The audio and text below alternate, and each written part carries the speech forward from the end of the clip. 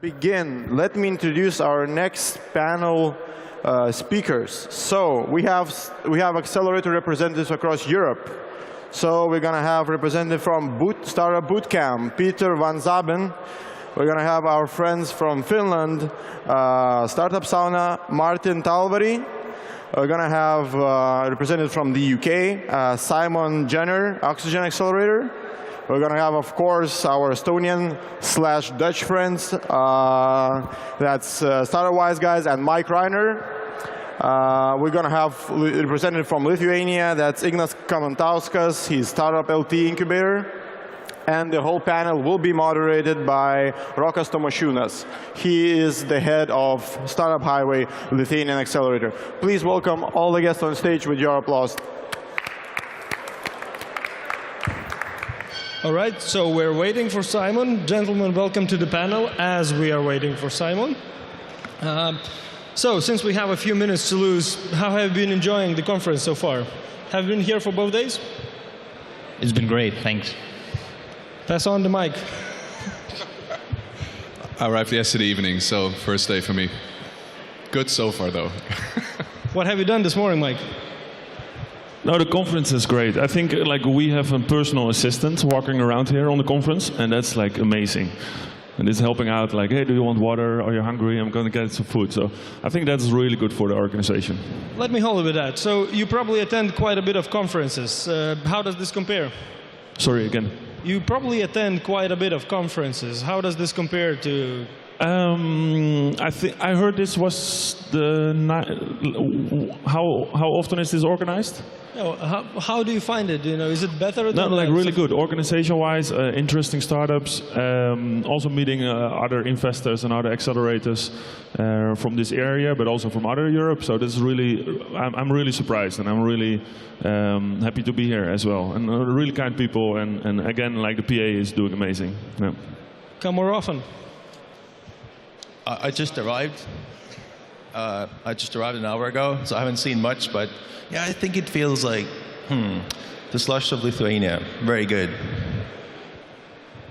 All right, so from wherever you are, and this is not for you, Ignas, do you hear about Lithuanian startups often? Do you hear about Lithuanian ecosystem, accelerators, investors, startups? Does that ever on your radar? Be honest, be honest. Mike Butcher said hardly ever. Hardly ever? Yeah. That's not true necessarily. I think it's growing fast. Also, Getjar, for instance, right, is I think also building the name and showing a great example of a Lithuanian startup. And so, well, I mean, we're based in Estonia, so it's close. Yeah, you're next doors. You're in Estonia. What about you, Peter? Do you ever hear about Lithuanian startups? It's a little bit difficult to hear the question. Sorry, because of the speakers. So far, hey Simon. Welcome, Simon. Sorry. He can introduce himself as well. Yeah, sorry I'm late. Actually, you're early. Simon Jenner from Oxygen Accelerator. All right, Simon, keep the mic, Simon. I'm going to start with my questions here. So, the modern startup ecosystems, they develop quite a bit. Now, there are quite a lot of things going on, incubators, investors, whatnot. Why does it make sense for a startup to apply to Accelerator? What value does an accelerator give? Okay, yeah, good question. So I guess a lot of startups think that they can potentially just go straight for investment and skip kind of the accelerator activity. But the reality is most startups go to investors way, way too early with not investment ready. So what an accelerator does and the value it adds is it gets you investor ready. It kind of puts a stamp on you to say we've done all the things that need to be done and that you're now ready for investment. And with an accelerator, you can probably save yourselves about 9 months of time. We're probably equivalent of doing 12 months on your own. You'll get that done in 3 months in an accelerator. Yeah, you said all the stamp stuff. That's really good. And I would add there being an alumni later, forever. You become the alumni network. Well, let me stick with that. Alumni network. Yeah, what value does it give? You become, okay, you're the fall patch, the spring patch, You meet startups who were there 2 years ago. You become an alumni. It's like a very strong alumni network. All right. Plus, I think the stamp is also, what you mentioned, very, very important. You have that stamp for the next year or two. So I think for an accelerator, like really the benefit for startups to apply is, I think in my opinion, is like really the network, the introductions that an accelerator can generate for your startup. Of course, funding and the focus for 3 months, you do a lot, but we have like multiple corporate sponsors helping our accelerators, and talking to the CEO from Vodafone or talking to the head of innovation from MasterCard can make a really big difference for your startup. And I think that's like one of the biggest benefits from an accelerator. I think the access to a network of like mentors and investors and people who are working in your industry is something like so valuable, and that's, I think, the one of the strongest points of an accelerator. But could you just share us a story how these corporate sponsors and this mentor fleet enabled startups? Anyone from your batches? Yeah, so just shortly, StartupBootcamp is Europe. Yeah, we have 8 locations in Europe, 8 accelerators. We have helped, I think, now 135 startups. In average, our startups raise a little bit more than 400,000 euros. For example, we had a startup from Loyalty Line from Berlin. They do loyalty programs for e-commerce platforms. And they went through the Berlin program, and then they said like, hey, the e-commerce market is in London, so we want to move to London because all our customers are there, and also we can find investors there. So they moved to London, and we helped them out with our alumni network and with mentors and our contacts at the companies that we know in London. And then we got them introduced by big companies, but also investors. And then after their program, they raise another round in London where they can benefit from the StartupBootcamp network. So that was, I think, something what an accelerator really can bring to the table, what maybe angels or investors lack a little bit maybe. Yeah. Mike, before you answer, just for the people who might not be acquainted what accelerators are, could you just start from the bottom? What are the values of joining an accelerator? So the question is what an accelerator is. No, the question is why should anyone join it? All right, now let me actually turn this around, because everybody just keeps talking why an accelerator is great, but the initial question is, should you join an accelerator, right? So I'm going to disagree a little bit with my previous guest, and I'm going to say, I don't think you should necessarily join an accelerator.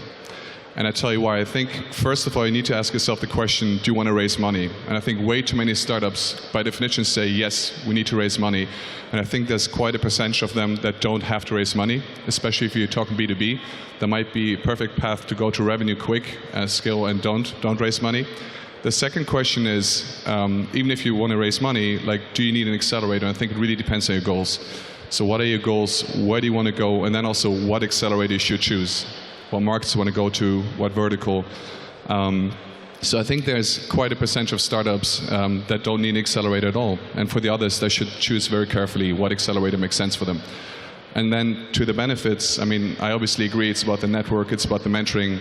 But I think it's a lot about the personal connection as well. You have to talk to the people. I mean, you go to the managing director, go to the team. Is there connection? Like, ask about the mentors. Ask for your industry. If you're, I don't know, selling to lawyers, what are your connections there? How many law firms, how many partners do you know? Who can you connect us with? Because at the end of the day, an accelerator should also provide really strong board of advisory, good connections for after the program, not only alumni, but for the teams to build a strong business and continue. Right, so the takeaway is, if you're not planning to fundraise anytime soon, don't go to Accelerator. Not necessarily, but I would say if you're not there for funding, one thing you have to realize is if you start the venture capital route, you know, giving away equity for funding, Accelerator is the first step. And the accelerator typically will expect for you to raise further money, because that's the expectations from the investors. You know, in some cases, it might be perfectly fine to join the accelerator and then just build a profit-like company without any follow-up investments. But typically, we would like to see, you know, next seed, Series A, B, because for our investors, it's also about the exit, you know? All right, Igni.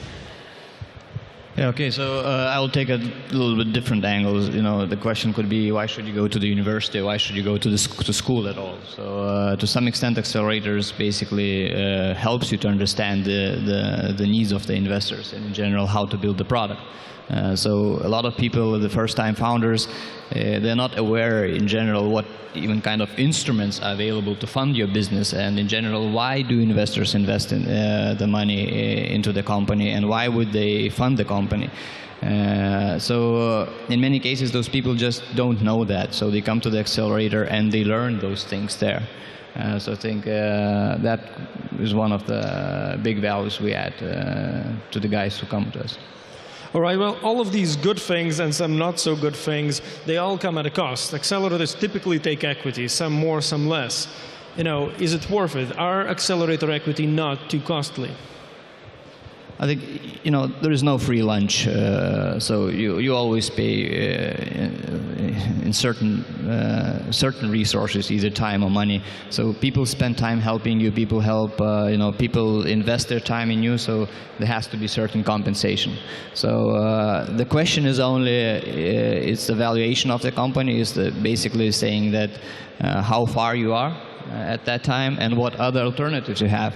Everyone has, you know, if there's a, I don't know, positive cash flow in the company, you can go and get the money from the bank, and that would be at a lower cost.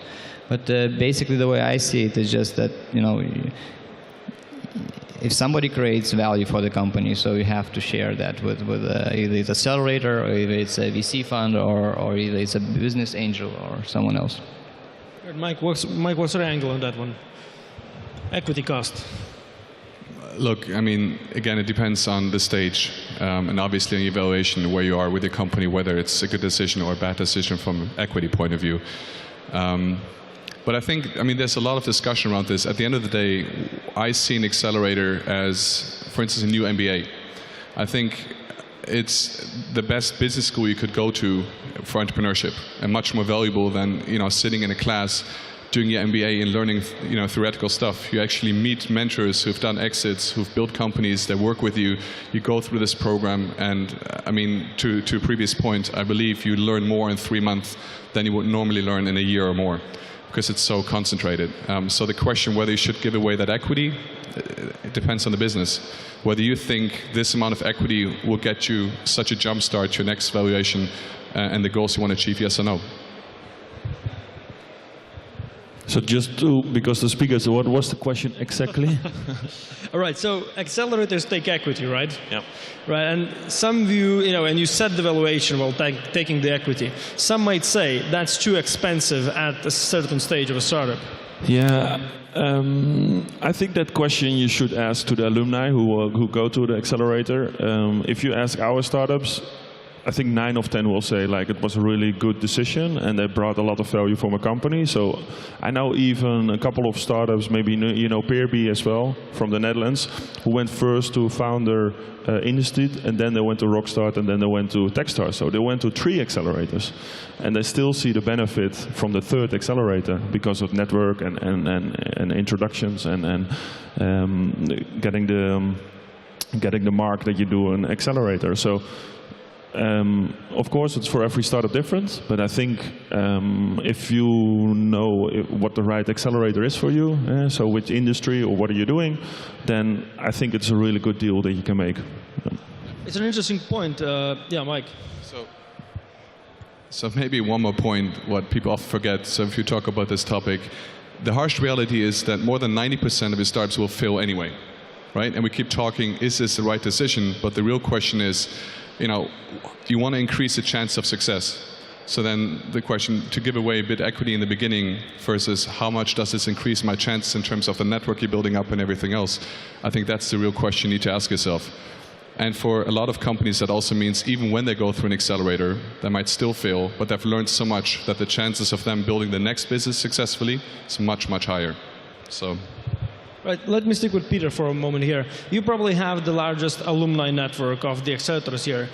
Is it often that startups go to 2nd or even 3rd accelerator after graduating, or perhaps you yourself are the 2nd accelerator after they've been to some other program? Good question. It happens a couple of times. Again, I think startups need to be really critical to themselves. In which stage are you? What kind of help do you want to get? There are a lot of accelerators that have a vertical focus. So doing one industry, health or gaming, for example, or fintech. If you're a startup in the fintech, for example, and you want to increase your network and you want to enter a new market, and there is an accelerator there that can help you, yeah, then it is definitely benefit. But you just need to ask, like, what am I searching? What are the next steps for my startup? What is the problem on this moment? And if a startup can, or an accelerator can help there, then you could go to a second accelerator. We see it a couple of times that people went to an accelerator and then apply again. But most of the time it is or they want to enter a new market, so they want to, from example, Europe, they want to go to the UK, they don't have any network there, and then they apply for an accelerator in the UK, or vice versa, they're coming from America and they want to enter the European market, and then they apply again for a second accelerator. But it doesn't happen that often. All right, well, Martin, what's your take on price of equity? We've seen a couple of startups continuing with other accelerators, and I think it's totally fine. Yeah, I mean, our program is only 5 weeks. I mean, we don't want to waste too much time, because obviously for a startup, it's perhaps a stop in development and all that. So I think in 5 weeks we can do all the introductions, all the consulting and everything. So 5 weeks in and out, go. You can continue in somewhere else if you want. This is totally fine. Simon, is the equity for accelerators not too expensive? So I guess I got a tech background, so I like to look at it in a kind of black and white way. And Cambridge University did a bunch of research around accelerators and came up with some figures. So if you're a startup and you don't go through Accelerator and you try to raise investment, you have about a 30–40% hit rate. Accelerators have about a 60–70% hit rate. So you're doubling your chances of getting investment if you go through an accelerator. Valuations, I guess, you know, we're averaging about 1.5 million euros valuation coming out of an accelerator. On your own, you're probably going to get half that. So I think the facts are there. It's, yeah, you might be giving up a bit of equity, but you're doubling your chances of getting somewhere. All right, that's cool. So let me give you the next question. So accelerators kind of compress the experience of 9 to 12 months into 3 months, right? But they're also majorly disruptive. Often they require you to relocate. They often require you to spend full time at the accelerators facilities. They load you with mentorship and everything. Does it speed you up with Accelerator, or does it actually slow you down with disruption? Yeah, since I got the mic. I think most teams come in, or the reason why teams don't join Accelerator is often because they think, wow, I'm just going to spend 3 months sat in a classroom learning stuff. And of course it depends on the program, but we're about 50-50.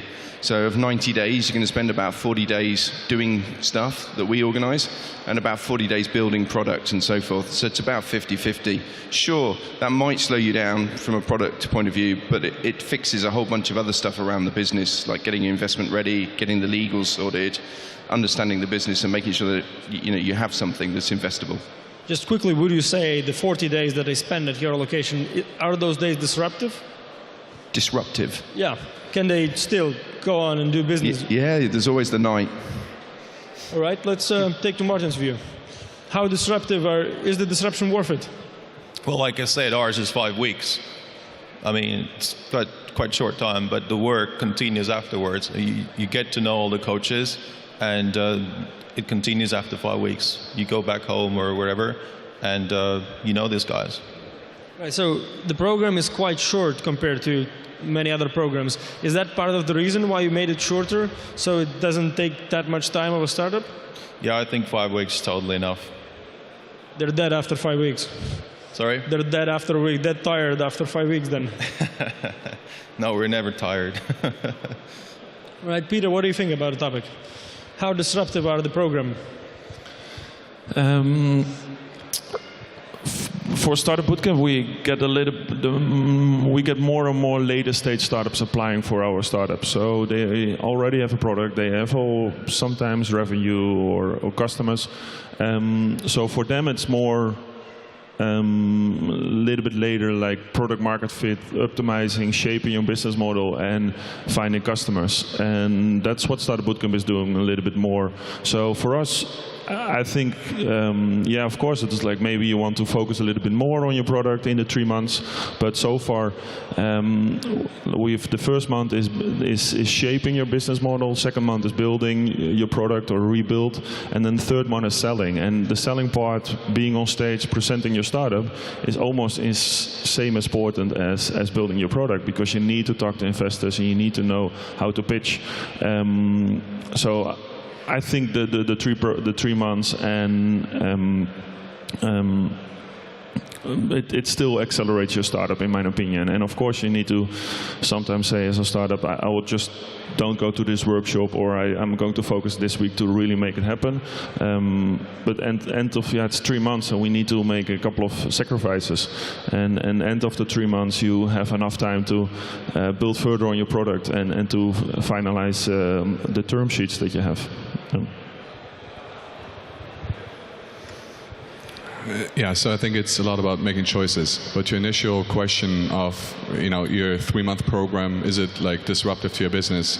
That completely depends on the stage and how you're currently structured.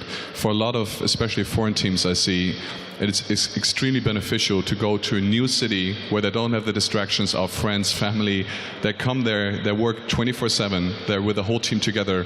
What you see also a lot of times is that the co-founders are spread. So just by having them in one location is extremely valuable for them, everybody together, and work hard. And then it's about making choices. I mean, yes, some workshops you're not going to. The developers will stay whilst the biz dev guys are talking to the mentors. You just have to make choices, and time management is extremely important in Accelerator.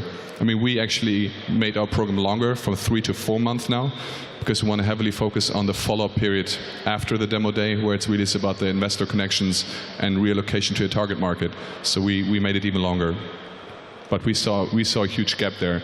After demo day, it's this drop where the follow-up is extremely important. So.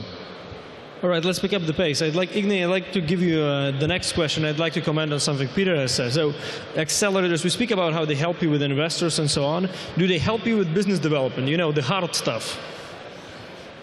Yes, basically StartupLT is a little bit different from other accelerators. We don't do mentorship that intensively.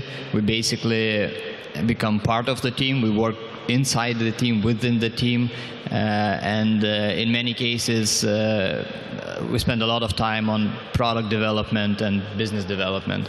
And our program is a 6-month program, because we found out that it just takes more time. All right, Mike, the hard stuff, building products, business development, strategic decisions. Do accelerators help with that as well? With business development. And everything underneath, yes. Of course, but I mean, I think it's also about making things very practical. So when you talk about business development, I mean, we only focus on B2B. A lot of mentors we bring in, the value they also add is the question, are you willing to do a pilot? They have their own companies, and the question is, can you do a pilot with us, yes or no? So we talk about business development, actually helping them to match with customers. Getting a lot of pilots also during the program off is really important. And kind of taking a practical approach next to mentoring, also matching them with SMEs and companies to run pilots and get their traction going. All right, Peter, on the practical side, how do you help them build their business? I think it's for all the 8 accelerators different that we have, because they're all on a different vertical. But for example, we have a lot of corporate sponsors and partners helping our accelerators, and they provide the possibilities to have a customer, like do a pilot, for example, for your startup, or to have a first customer, or test out your product. So that's what Startup Bootcamp is doing, I think, for the accelerators, or for the startups, sorry. So we really have the possibilities to really test out the products with our global partners that we have. And that's like not one, but it's like multiple. We have a fintech program starting. They have 4 banks. They have MasterCard, Rabobank, Lloyds, and ABN AMRO. So it's not only you have one option. We can really say, like, hey, talk to all those 4. So for business development. And also, I think, because we are now growing and we have a big network of startups and alumni, is that we we also have an alumni program. So we organize twice, 3 times a year, big event for only the startups, where we do follow-up. So we do sales training, we do business training, we organize a full day meeting brands. So we invite the big brands in Europe, and they can meet like 10, 15 startups right away on a day. And that's something for the alumni. So that's what we're doing. So yeah. Cool stuff. What about at Sauna? Practical help with development, with business development. Do you help startups to develop their business? Oh no, we their don't. Products and so on. Of course we do. I mean, that's Tell us how. That's maybe the most important thing. Helping startups with their business, because they come in. I mean, we assume that they're all technically very good, but they don't know how to get their stuff out there. That's helping them with this business plan. So of course. All right, Simon, so what do you do to help them to develop their businesses and build their products? So I guess with startups, probably their biggest problem is the business development, customer acquisition is the major problem. That's what kills. It's not the lack of good technology, not the lack of good developers. It's not the lack of a good idea and smart people. It's because they can't acquire enough customers quick enough. So it's the major thing we have to tackle. So we kind of start pretty early. We do a sales week in month 1 where we teach you everything from how to send an email, how to find customers, LinkedIn, etc., how to run a sales pipeline, and we do a whole bunch of sales training with the teams. And then, pretty similar to Peter, we've got a lot of mentors and we've got a lot of corporate partners, so we'll engage with those and try and get the product used inside those businesses as a beta test, so that at least they're getting live customer feedback, and obviously that leads to potential sales as well. All right, let's focus on after the program. Accelerators don't invest large amounts of money, so it's very likely that the startups will require further funding after the program. Through the eyes of an investor, is a startup that has been through an accelerator, is that beneficial? How do accelerators help with follow-on funding? Yeah, so yeah, it's key. I mean, whether we like it or not, most accelerators are judged by a percentage of teams that get investment. It's just the way the industry is. So it's definitely in our interest to make sure that our teams get investment. And in tech, if you haven't got a kind of capital injection, it's going to be difficult to compete with a competitor who has. So you kind of need it. So what do? Obviously we do standard demo day stuff where we introduce them to a bunch of investors. We are angel backed anyway, so they have our angels from day 1.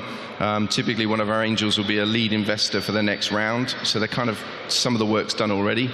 And we also have our own fund, so we can follow and invest into our own startups.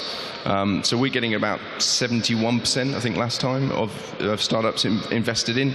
But we will just work to try and match them to interested investors and herd them. I think the misconception is that you come out of demo day with a check. It just doesn't happen. We've just closed a round from our last program, and that's taken 10 weeks, and that's pretty quick. Most times it can take 6 months to get a closed round. Martin, do investors see startups that had the accelerator experience, do they see it as a benefit? Yes, most of the time, yes. For the previous question, I would say we arrange, at the end of the program, we arrange meetings. We actually go with the teams to Europe, to US, and encouraging more, also going to Asia to meet the investment funds. What was the previous question? Do investors perceive it, as an advantage that a startup has accelerator? It's also a shareholder. So I haven't heard anyone saying like, no, I don't like your startup. You came from an accelerator. No. So I think most of the times it's yes. All right, Peter, what do you think? Does going through an accelerator help you on follow-on funding?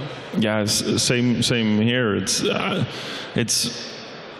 if you look just at numbers, if you, for example, Amsterdam, for one of our programs, they are now running the program. They got 750 applications. for one program, only selecting 10 startups. So it's like less than 1% gets in Amsterdam. If you're one of that 10, it's like every investor wants to talk to you. That's it. So it's interesting, and that's one part. And so I didn't met any investors who said like, oh, I don't want to talk to startups who went through an accelerator. And do you do any investor matching or likes beyond the demo days? Sorry? Do you do further investor matching? Do you help your startups fundraise beyond just doing demo days? Yeah, and that's I think it depends again like where the startup is, in which industry, which market, where are clients, is it business to business, business to consumer. But if our startups when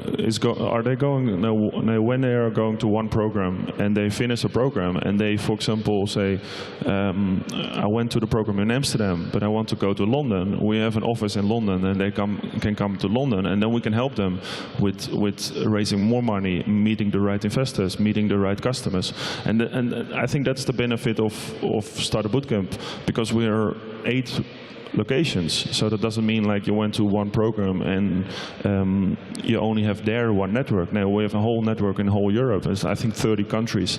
So if you want to talk to some investor or customer or brand, probably we have somewhere an introduction in that company or in that, and then we can arrange that. So it happens a lot that startups went through one program and then move to another city and then meet a network from that program in that city and then help them further. And with Fusey, for example, is an example, went to Amsterdam program, moved to London, is now part of the London network a little bit, is helping other startups that that went to Copenhagen program and also now want to enter the finance market, for example. Right, sounds good. So, Mike, what do you think? Would investors prefer startups that have been through an accelerator or ones that haven't?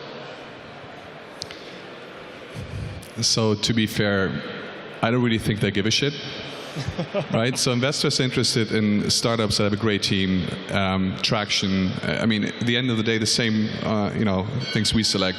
So investors don't really care whether a startup has gone through an accelerator, but the chances of a startup coming out of accelerator in terms of success are typically higher, as previously mentioned.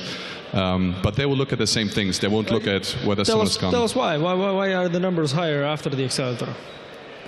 The numbers are higher because we train them on things that matter, which is getting the right people involved, like board of advisory members, helping them with their biz dev, gaining the initial traction, helping them to pitch. I mean, the harsh reality is there's amazing products out there, but they have no idea how to pitch it. They have no idea how to even articulate it. When you ask them about their business, they will, have a whole long story, and after 5 minutes, you still have no idea what they're doing. So these are very, very simple things at the beginning that seem trivial, but are really, really important, that you just be able in 1 minute to tell people what you're actually doing. And that's the start of an accelerator where, typically you focus on these kind of things as well. And to your other question, the follow-up funding, I think that's obvious. The fundraising starts after the acceleration program.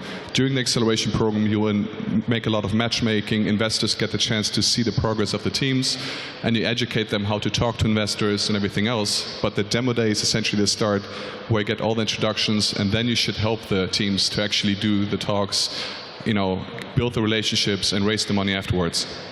All right, well, Igne, you're part accelerator, part venture capitalist. So what's your view?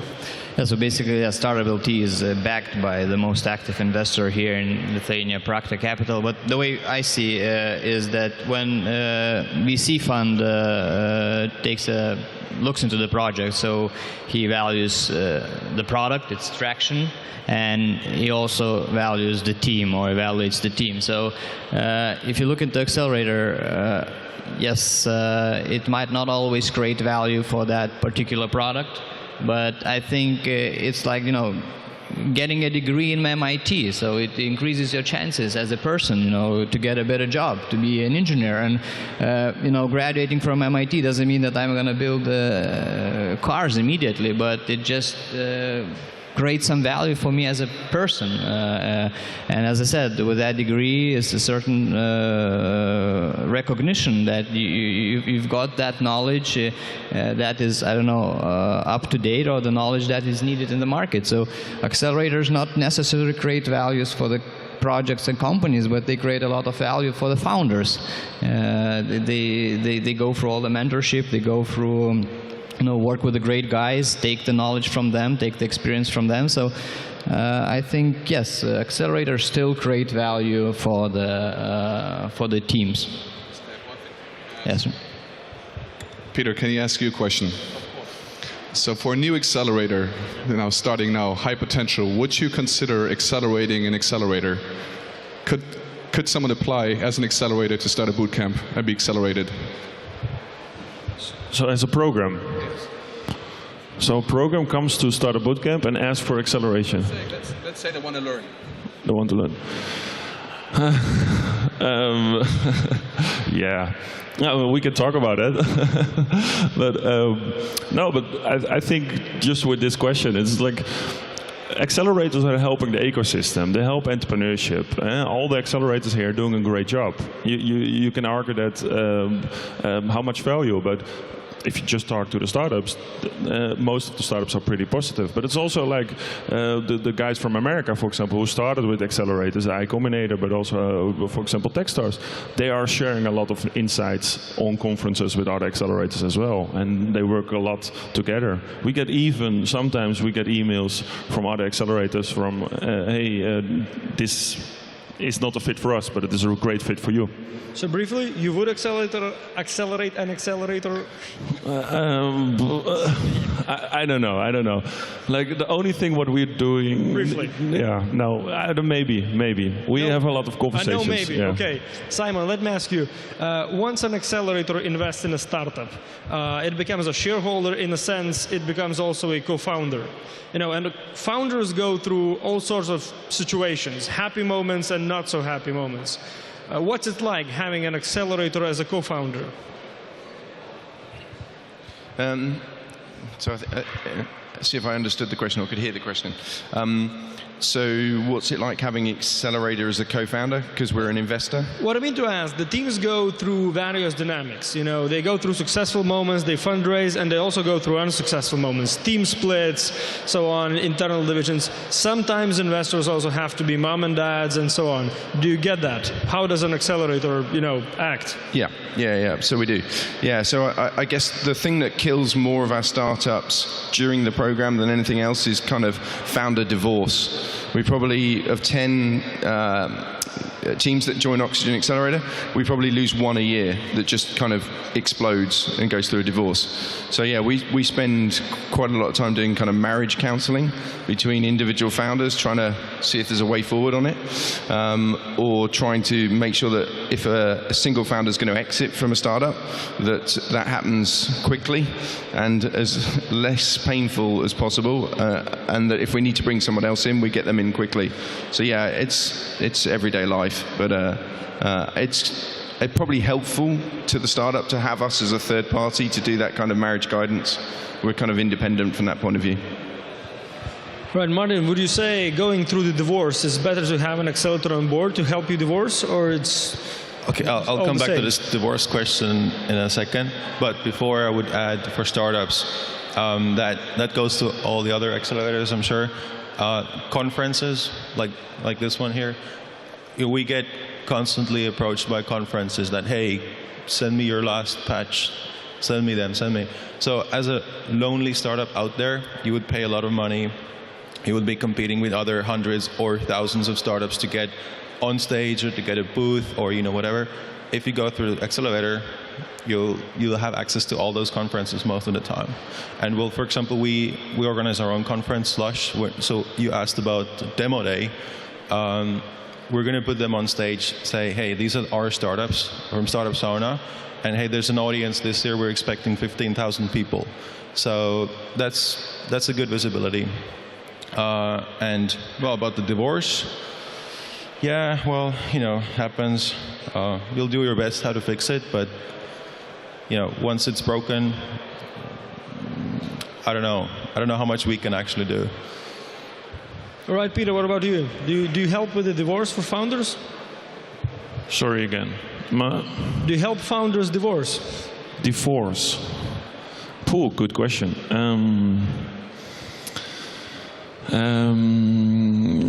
Yeah, of course. it can happen. I'm just thinking if I know stories where it happened so far. I think I don't can remember that we had like any startup that like really had big problems and they needed to quit or whatever. I think a lot of startups are one of the criteria for accepting into an accelerator is the team. So we look really good at the team. Let me rephrase it. How do you act as a co-founder? You as an accelerator, do you change the team dynamic? Do you contribute in any way? Yeah, like we get sometimes like a pitch from a team and the product is like so freaking bad, like really.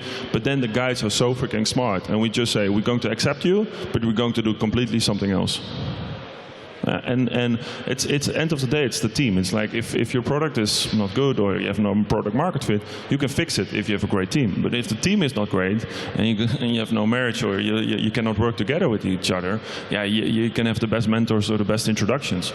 It will not help your company. So you actually help them drop their idea rather than the team? Again? You help them more often to drop their idea. Yeah, like I think the team, we have story. It's not only we have a really informal social relationship with the startups. It's they come to our accelerators. Sometimes they come from a country and they move to a location for 3 months. They don't know the whole. They don't know the city. They don't know the society, whatever. And we need to help them with everything: housing. Getting sometimes visa for the teams, and then they call you like 3 o'clock in the morning. Yeah, my water is broke. What should I do? And I'm like, okay, that's part of an accelerator. So those are the things we also handle and make sure everything is happy so they can work and add value for the company. The everyday life. Mike, what do you think? What do I think about divorces? Or about how do you interact as an accelerator with the team dynamics? Look, I mean, Accelerator program is incredibly intense. You will see during the program that there will be team members who are having a hard time with the pressure. There's always something going on. We haven't really had serious cases, but after the program, the reality is there's also sometimes founders leaving. So one founder leaving the team. At the end of the day, of course, we help mediate. Like, okay, how do you structure this? But I think this reality, as Peter said, it's about the team, primarily that we invest in, and we help them as much as we can to get the most out of it. But sometimes breakups happen, and I think the most important thing is to make sure that the breakup happens in the way that's the best for the business and the people involved. All right, well, Igne, do you step in as a co-founder then? Once again? Do you step into a startup as a co-founder? Yes, we do. As I said, we really, StartupLT is about building, in many cases, about building the startup. So sometimes there is only one founder and a couple guys in the team, and they're missing some competence, and so we help them to identify the people who can join the team and help to build that team. But in terms of divorces, yeah, that's a tough question, and basically it's a common thing. We try to do things what creates most value for the company and for the team. We try to talk to the guys and find out where the problem is and give the best from ourselves to resolve it peacefully and in a best manner. All right, let me make a quick pause here and turn to the audience here. Anyone in the audience has any questions for any of the panelists? If you do, raise your hand and somebody with a mic will come to you. Right, no one at the moment? No one, right? So let me take you to the next question. Is there a phase that's ever too early or too late to go to an accelerator? Okay, that's also a tough one. Depends.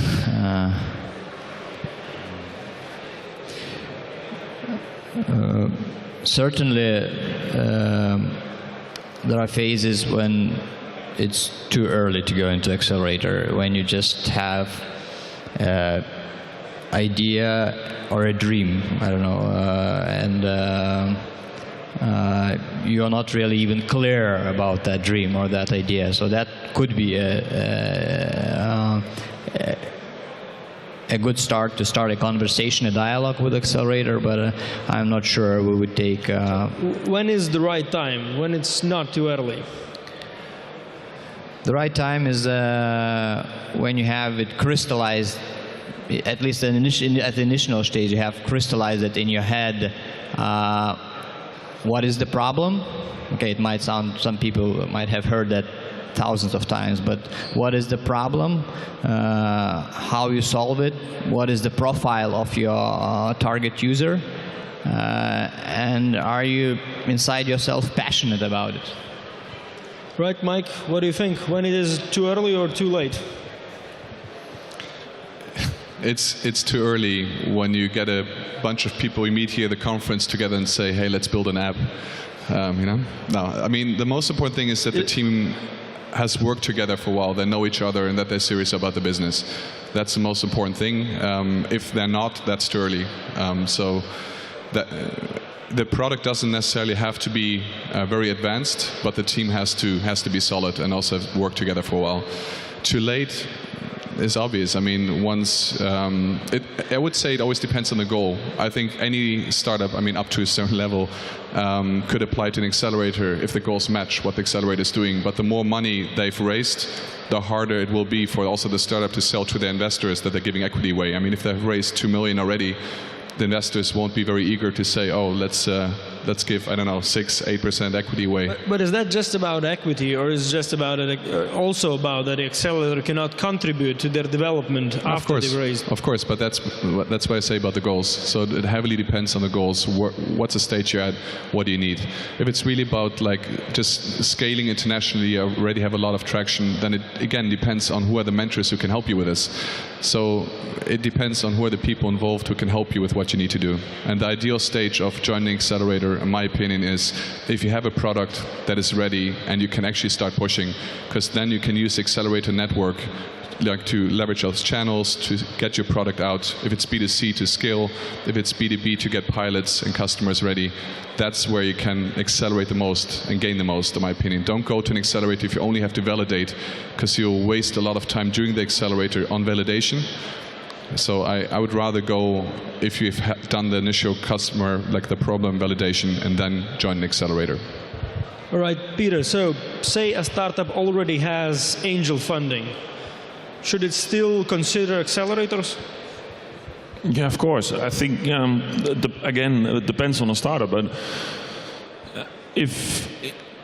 I think nowadays it's like we are Exist 3 years Startup Bootcamp, and we see every year startups on a later stage, so having a really product applying for startup accelerators and applying for us, and we see like the bar is raising and is higher for startups. So you need to be pretty good nowadays already to be accepted for an accelerator. So.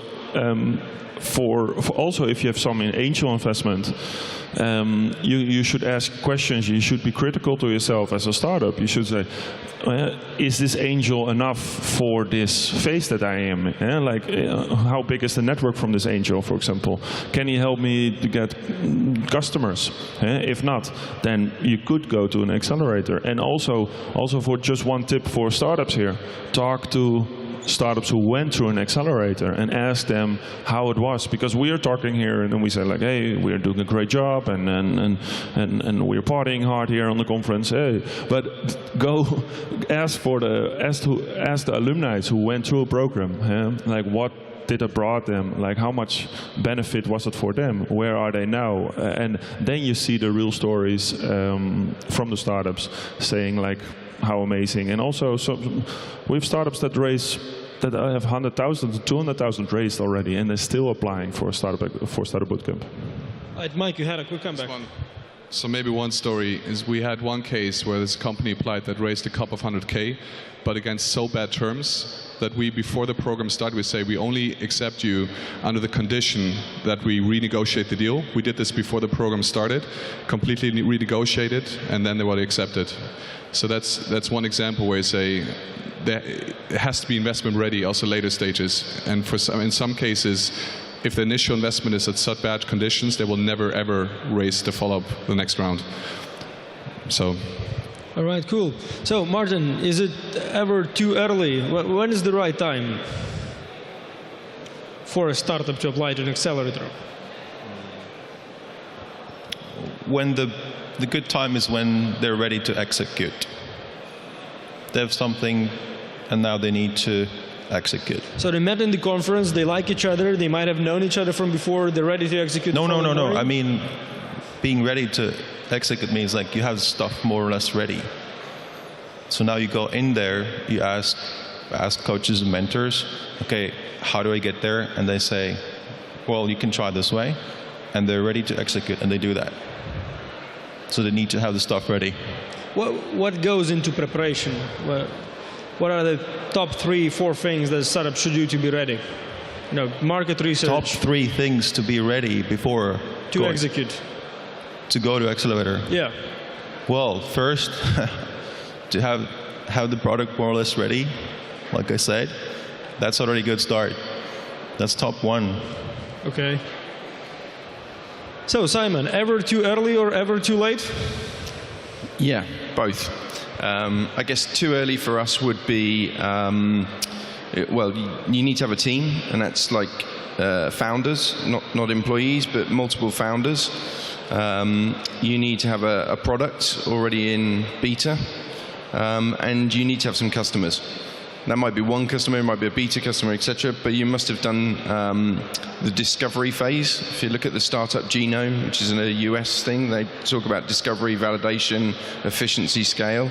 I think accelerators work really well at validation, efficiency part of the process. So if you're too early, then you know, accelerators do an amazing thing in 3 months, but they don't do miracles. And so if you come in too early, you'll get some great results, but it probably won't result in an investment because you'll still have too much to do. So yeah, those guys will be too early for us. Too late, probably similar to these guys. We get a lot of people that have already had investment. We have guys that are revenue generating. Last program we had guys that were doing 10 grand a month, which normally would be VC territory, would start to be interested at that stage, but they're coming to accelerators because of the network and the access that we provide. So yeah, that would be it. All right, so let me ask you, oh, you want to come back on that? But we have one more element in the food chain, and they're pre-accelerators. So you ask about timing, and before they enter the accelerators, they go to pre-accelerators, and they get ready for the accelerator. And well, yeah, you wanted to add something? Comes with the name. Yes.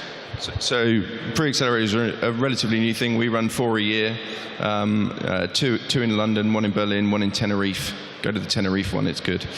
So yeah, for exactly this purpose, to bring people into an accelerator.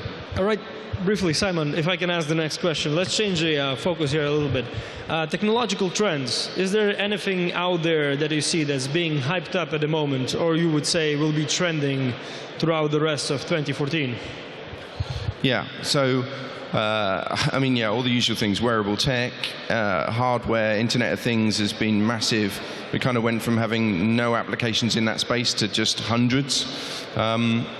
Health and fitness, which kind of goes with the wearable tech front. They tend to follow trends, so I'm sure when we open applications on 1st of May, we're going to get a bunch of WhatsApps. We're going to get a bunch of, you know, whatever's just exited, you get a bunch of those people thinking that they were going to start similar businesses. So it kind of follows TechCrunch. So wearables, do you get a lot of applications for those? Would you accept a wearable?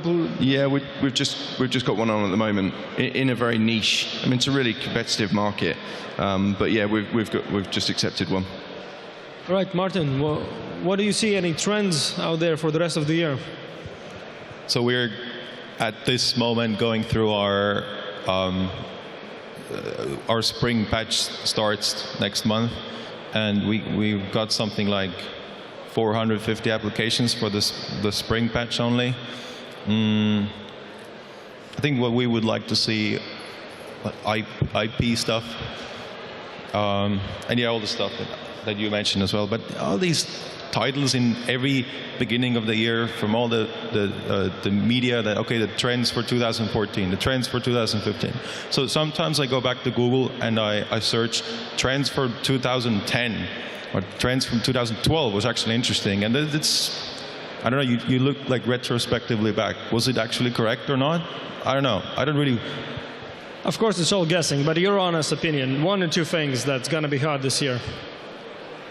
What would you do if you would do a startup? I personally like augmented reality. I'm a big fan of that. That's more, it's not my background. My background is 3D modeling software. That goes somewhat together with augmented reality. So personally, if you ask me, I would love to see stuff in that. Cool. Peter, trends.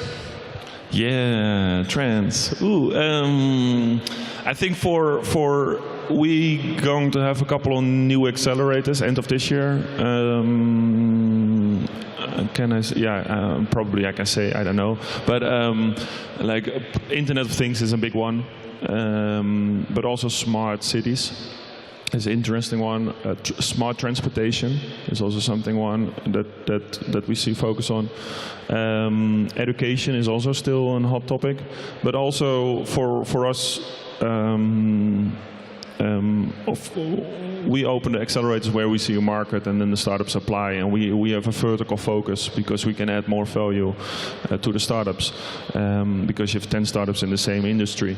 But for us, it's more expanding outside of Europe. So it's more bringing, helping ecosystems that are not that developed yet.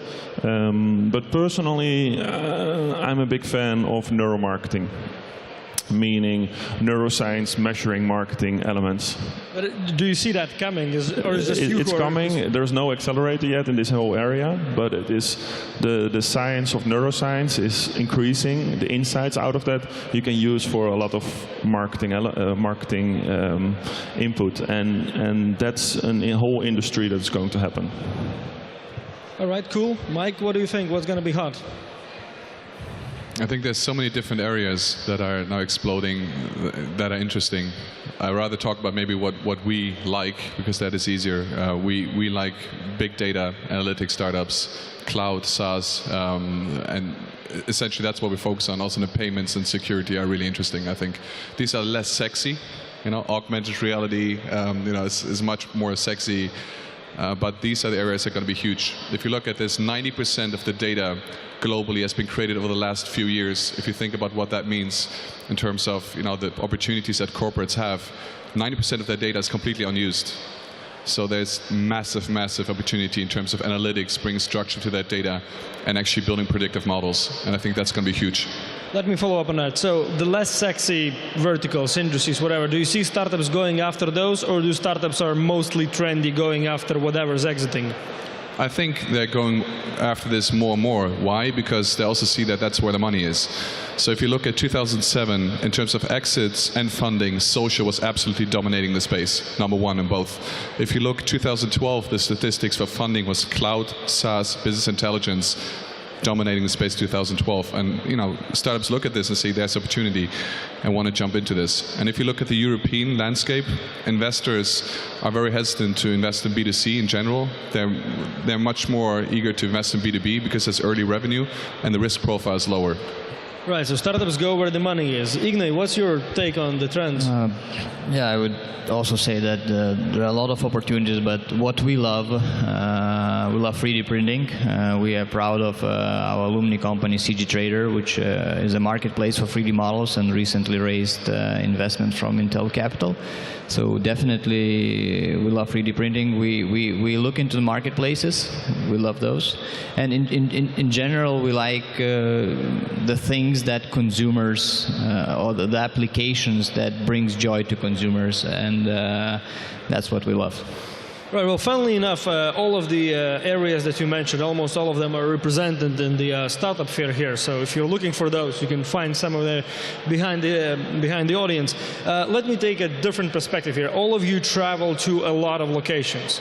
You have your programs, but you also, most of you are mentors at probably a number of other programs, and then you attend a lot of other events across Europe and beyond. What's your personal favorite ecosystem in Europe? And why? Okay. Being patriotic, I would say Baltics. But of course, we enjoy Nordic countries. Somehow it has to do something with maybe common mentality. Yep, that would be neighborhood. Yeah, that vibrant Norwegian ecosystem. What about you, Mike? So as I live in the Baltics right now, then I would have to say Baltics, but it's not Holland actually. I don't like the ecosystem in Holland very well. I don't know. I think people are too lazy in Holland. But no, I would say I really like Ukraine. Actually, I think it's extremely interesting what's going on in the Ukraine. I mean, separate from the situation there right now, but like in terms of startups, there's massive, massive opportunity. Baltics are a bit further ahead of the game, but like it's smaller. I love what's going on in Romania, Bulgaria, really interesting. I think the whole CE region really is exploding at the moment, and that's really interesting to see.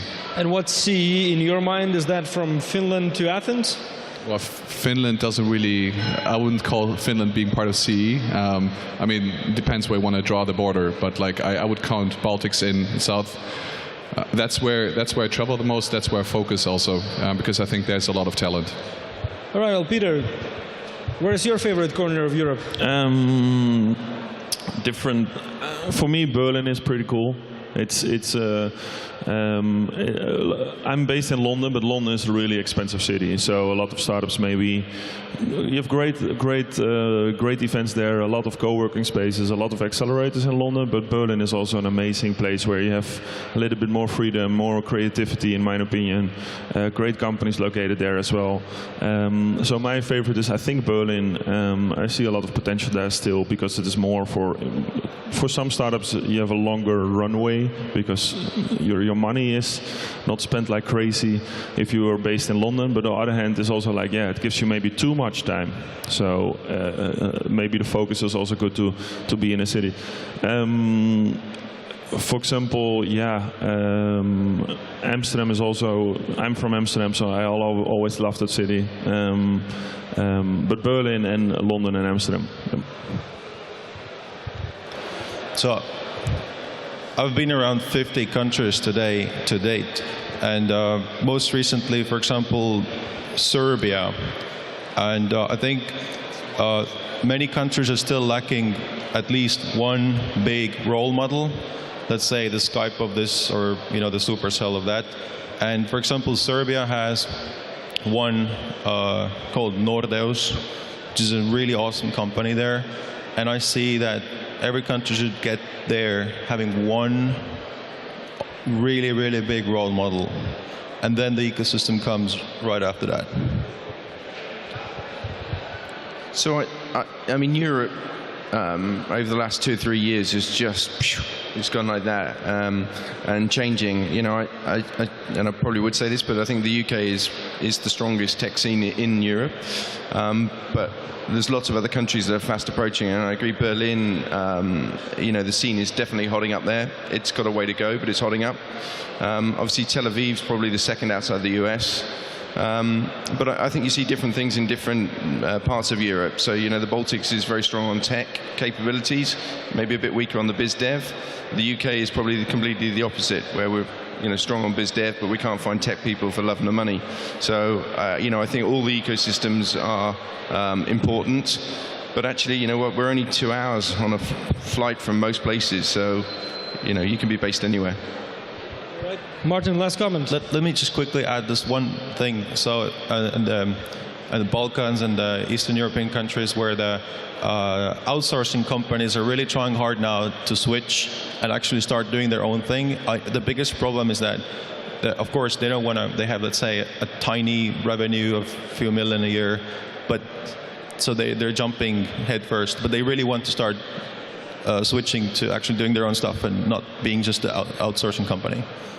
All right, so statistically, all of you mentioned CE and Baltics, so it seems like we're in the right place. And with that, thank you for being on the panel. Thank you for your thoughts.